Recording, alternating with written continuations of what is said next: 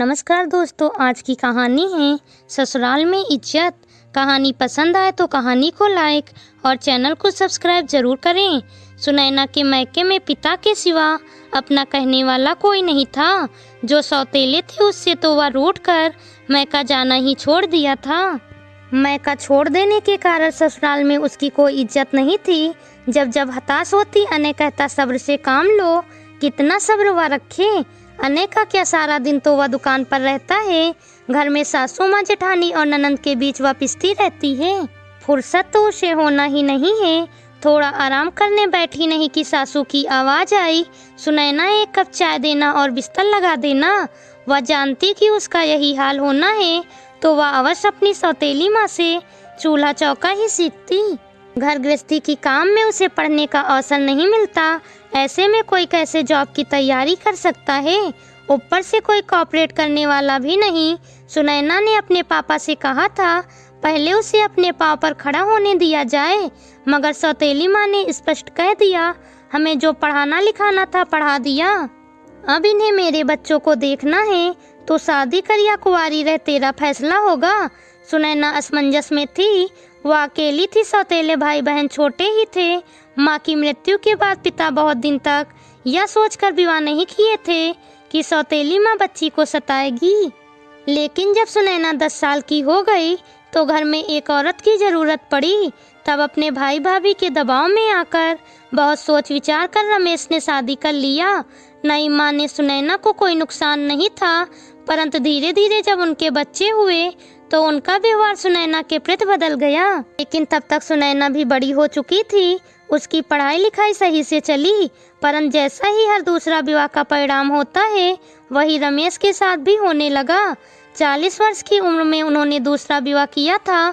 बढ़ती उम्र का असर होते ही पत्नी राधा ने लगाम कसना शुरू कर दिया और जब सुनैना की शादी की बात चली तो उसकी एक नहीं चली। घर परिवार खानदान देखकर उसका विवाह हो गया, मगर किस्मत ने उसे ससुराल में मानसिक सुख से वंचित कर दिया। शादी के बाद सुनैना सौतेली माँ के बदले व्यवहार के कारण मायका जाना छोड़ दी थी। अपनी माँ तो थी नहीं जो मनाती, न किसी ने मनाया और न ही वह पुनः मायके गई। सुनैना का मायके से मुख मोड़ना ही उसे ससुराल में भारी पड़ गया। जेठानियों के मायके वाले आते, जेठानी के लिए सामान और उनके बच्चों के लिए खिलौने मिठाइयाँ लाते, मगर सुनैना के भाई बहन थे लेकिन सौतेले। हर साल की तरह इस साल भी सुनैना अपने सौतेले भाई को राखी भेज दी। वह जानती थी कि उसकी राखी की कोई कीमत नहीं उसकी सौतेली माँ की नज़रों में, फिर भी वह अपने उस छोटे भाइयों के लिए राखी भेजती थी। लेकिन ससुराल में यह एक दिन था जो सबकी सहानुभूति सुनैना की तरफ हो जाती थी। इस बार रक्षाबंधन में जेठानी का भाई आया। जेठानी बोली सुनैना तू भी मेरे भाई को राखी बांध दो, मेरा भाई तुम्हारा भी भाई हुआ। सुनैना ने हाँ कह दिया। राखी बांधने के समय उसकी जेठानी अपने भाई से बोली इस बेचारी के किस्मत में भाई होते हुए भी भाई को राखी बांधने का सौभाग्य नहीं। मायके में सौतेली माँ पूछती ही नहीं, इसलिए मैंने इसे तुम्हें राखी बांधने को कहा। जेठानी के मुंह से ऐसी बातें सुनकर सुनैना को अच्छा नहीं लगा, मगर वह क्या करती, राखी की सजी थाल उसके हाथ में थी। वह चुपचाप जेठानी के भाई को राखी बांध दी।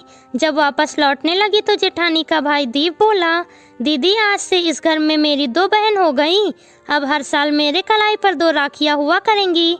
जेठानी बोली हाँ दीप। उनकी बात सुन सुनैना की आंखों में आंसू आ गए।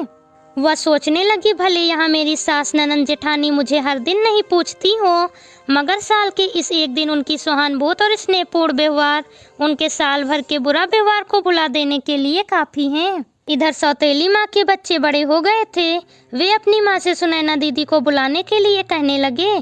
खून का रिश्ता आखिर खून का रिश्ता होता है। सौतेला होने के बावजूद समझदार होने पर इन भाई बहन का सुनैना दीदी के लिए प्यार उमड़ने लगा। यह देख रमेश अपनी पत्नी से बोले सभी भाई बहन प्रेम से रहे यही मैं चाहता हूँ। विवाह के बाद आज तक सुनैना यहाँ नहीं आई, जाने उसके मन में कौन सा दर्द है। फिर तुम भी नहीं बुलाई। अब बच्चे सुनैना को बुलाना चाह रहे हैं, रक्षाबंधन है, दोनों भाई को सुनैना को लाने भेज दो। भाई को देख गिले सिकवे भूल वह पुनः मायके आएगी। रमेश की बात सुन कुछ देर वह चुपचाप सोचती रही, फिर उठकर बच्चों को कमरे में चली गई। उसके हाथ में सुनैना की भेजी हुई राखी थी। उसने अपनी बेटी से कहा, सुनैना दीदी के लिए सुंदर गिफ्ट पैक करो। दोनों भाई उसको ससुराल जाकर राखी बांधेंगे, फिर अपने साथ सुनैना दीदी को भी मना कर लाएंगे। यह सुन दोनों भाई खुशी खुशी तैयार होने लगे। शाम के वक्त सुनैना की सास बोली, सुनैना देखो तो तुम्हारे मायके से तुम्हारे भाई आए हैं। सुनैना को पहले अपनी कानों पर विश्वास नहीं हुआ। जब बाहर निकल कर देखी तो उसकी आंखें रो पड़ी। दोनों छोटे भाई बड़े हो चुके थे। वह भी तो लगभग 6-7 साल से मायके नहीं गई थी। आंसुओं के बीच ससुराल में पहली बार उसने अपने भाइयों को राखी बांधा। दोनों भाई बोले, दीदी आपको हमारे साथ चलना होगा। माँ पिताजी आपको बहुत याद करते हैं। सुनैना को मायके जाना है यह सुन सास ननद जेठानी भी बहुत खुश हुई। सच, एक औरत के लिए ससुराल और मायका दोनों से प्रेमपूर्ण संबंध जरूरी होते हैं। मायका से पूछ होते ही सुनैना को ससुराल में इज्जत मिलनी शुरू हो गई। यदि आप मायके से सामर्थ्यवान हैं तो ससुराल में आपको इज्जत मिलेगी। जिन लड़कियों का मायका छूट जाता उनको ससुराल में सहानुभूति तो मिल सकती है पर इज्जत नहीं। कहानी पसंद आई हो तो कहानी को लाइक और चैनल को सब्सक्राइब जरूर करें। मिलती हूँ आपसे अगली कहानी के साथ।